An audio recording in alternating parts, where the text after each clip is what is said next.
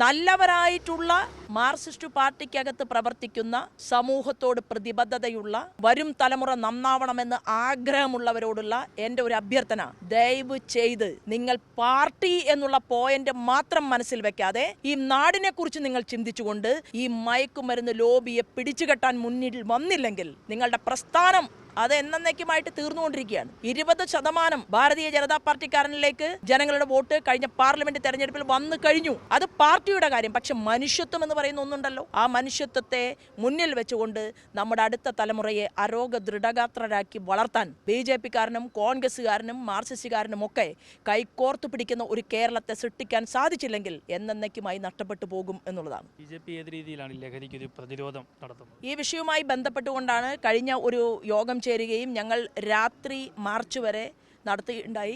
സംസ്ഥാന അധ്യക്ഷൻ തന്നെ പങ്കെടുക്കുന്ന ധാരാളം പരിപാടികൾ, ഞങ്ങൾ ഉൾപ്പെടെയുള്ളവർ പങ്കെടുക്കുന്ന ധാരാളം പരിപാടികൾ നടന്നു കഴിഞ്ഞു. നാളെ തിരുവനന്തപുരത്ത് അടിയന്തരമായിട്ടുള്ള കോർ കമ്മിറ്റി ചേരുന്നത് പോലും സമര പോരാട്ടങ്ങൾക്ക് രൂപം കൊടുക്കാൻ വേണ്ടിയിട്ടാണ്. പ്രതിപക്ഷത്തിന്റെ റോൾ ഏറ്റെടുക്കാൻ കോൺഗ്രസിന് ശക്തിയില്ല എന്ന് ഞങ്ങൾക്ക് ബോധ്യപ്പെട്ടിട്ടുണ്ട്.